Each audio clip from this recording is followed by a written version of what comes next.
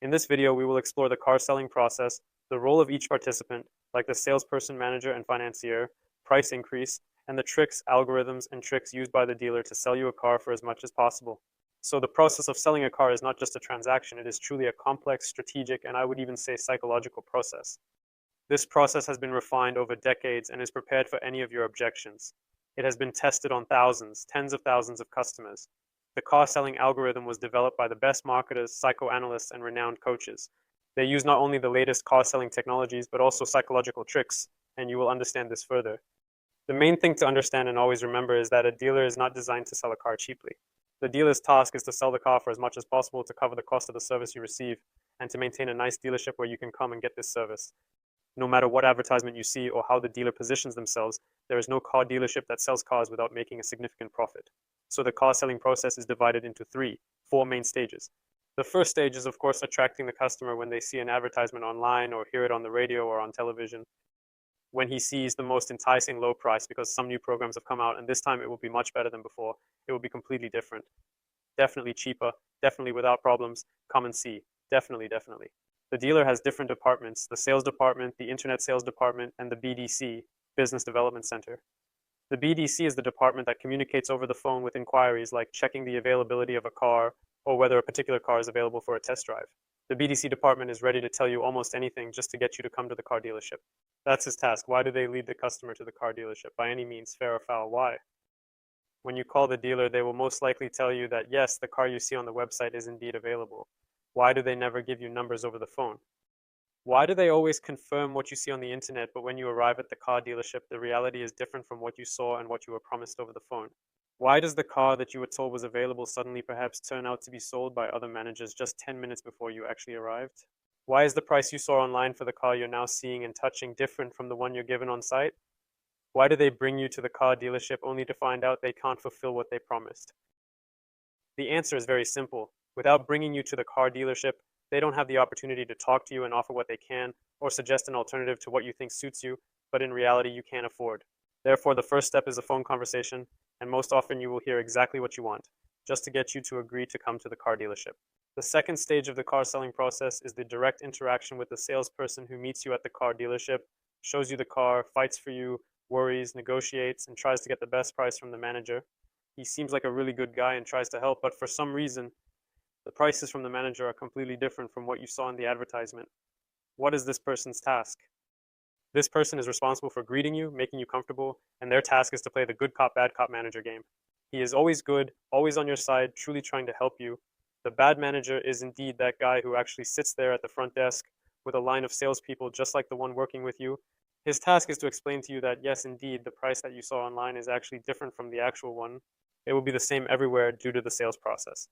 If they show the real price online, you won't go to them since the neighbor shows a cheaper price, and you will go to the nearby dealership.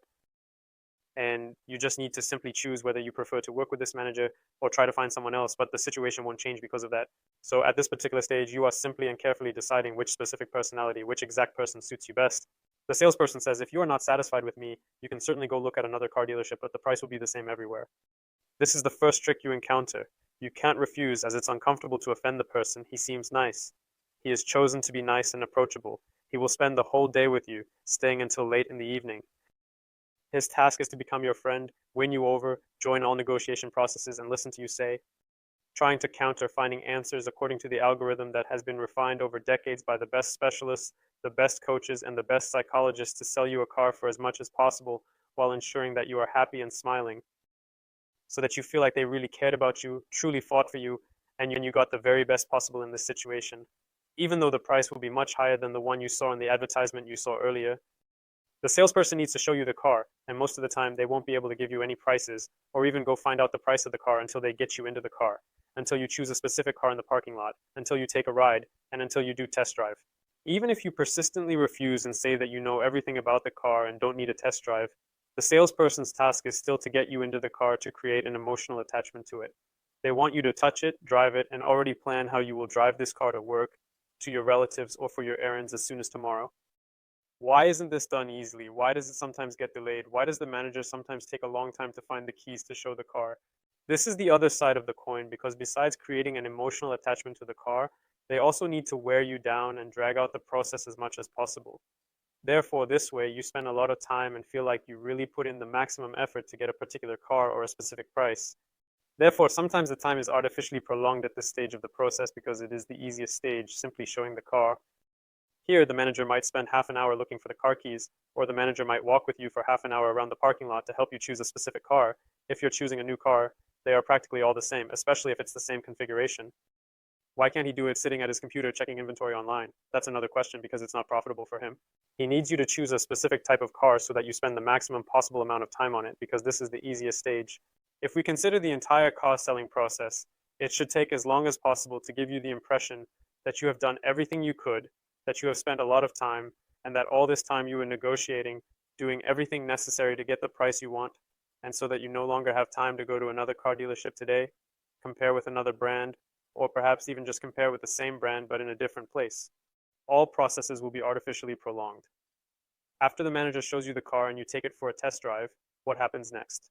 Next, clarify the price with the manager. How does that happen? The salesperson, after selecting a car with you, fills out some initial documents and goes to the manager who can calculate the numbers, check the programs, and see what discounts are possible.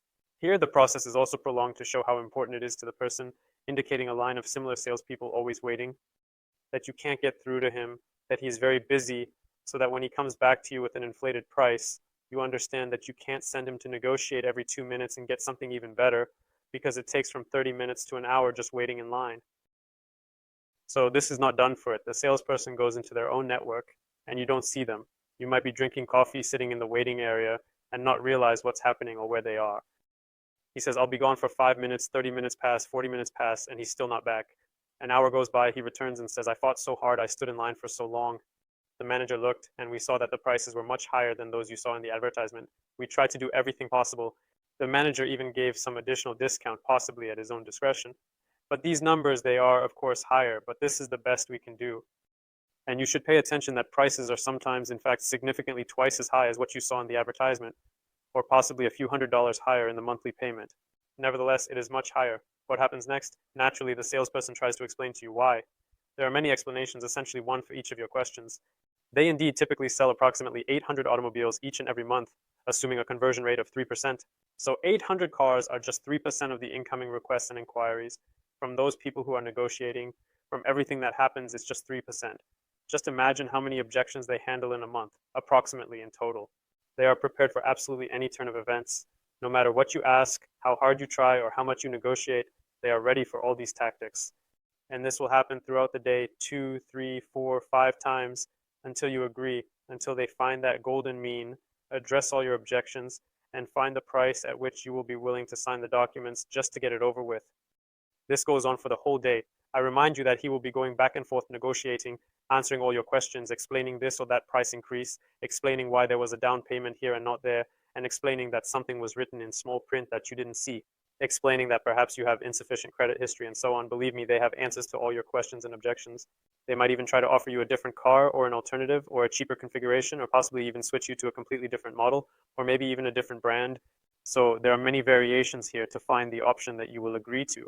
After spending almost the entire day agreeing on a price you are comfortable with, you sign the documents for that price, you sign the documents for the monthly payment, and the manager leaves to send your car for pre-sale preparation and to put you in line to see the financier, who will prepare the documents for submission to the bank.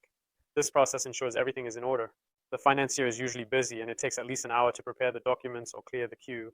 During this hour, the manager's task might include setting up an account for you, connecting your phone, seating you in the car in the delivery area where a beautiful clean car with a bow will be waiting, and explaining additional features and options of the car to make you fall in love with it even more.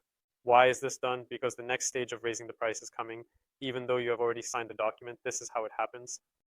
After entering the financier's office, getting acquainted with them, and receiving congratulations on purchasing a new car, following a brief conversation on unrelated topics to build rapport, you suddenly find out from the financier that you apparently need to buy some mandatory packages.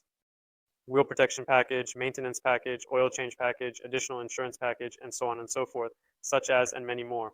There will be a sufficient number of them, and you, already exhausted and tired at the end of the day, suddenly find yourself back in the car selling process, even though it was thought to be over.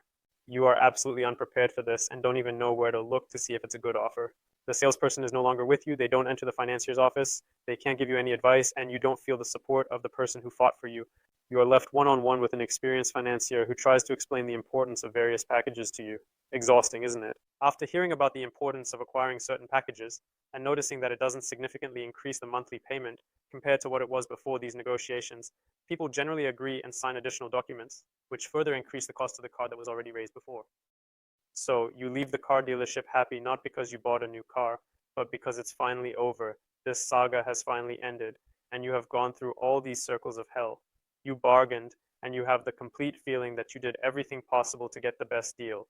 You are so exhausted by this process that you don't notice that you bought the car for $200, $300, $400 more than you were prepared to pay. That's how the car selling process is structured. That's how it happens. Each stage happens for a reason. I hope I have given you a detailed explanation and understanding of each stage so that you are prepared for any trick or trap, so that you can better understand what will follow next. I sincerely hope that this helps you cope and come out as the ultimate winner in the game with the dealer. But if you don't want to go through all of this, if you don't feel like haggling, spending an entire day at the car dealership to check and get the final price, if you don't want to delve into all these processes, if you don't enjoy participating in this theater, we are always happy to help you. You can ask any question or possibly suggest your own topic for discussion. You can see all of this below the video. Please choose the best option for you. Thank you for your attention. I was glad to share the information. Come out a winner in the game with the dealer. If you don't feel like haggling, if you don't want to get involved in all these processes, if you don't enjoy participating in all this theater, we are always happy to help. In our company, everything is much simpler. If you want to get a wholesale price right on the first request, if you want to compare 3, 4 brands and understand which offer will be the best today, this month, quickly, efficiently, and reliably within a few hours, not days or weeks. You don't need to spend an entire day just to get a price for one brand. Let's say you're choosing between Mercedes-Benz, BMW, Audi, and maybe another brand like Maserati. It would take you about 4 days to compare the final numbers between these cars. We eliminate the entire bargaining process and immediately offer the lowest possible prices for various makes, models, and brands because we have access to wholesale prices for more than 23 car brands. We calculate leasing and financing ourselves. We know which programs, specific conditions, and requirements each individual brand has. We know which brand will be more loyal and responsive to your specific request, which brand will give the best offer, and how to do it remotely, efficiently, and without all the hassle. We provide all of this in our company with just one call. You can schedule a free consultation with our representative, or if you have already decided that you don't want to haggle and want to purchase our company's service package, click on the links below and we will help you in either direction. Always be prepared for dealer tricks and come out a winner in this game. Good luck.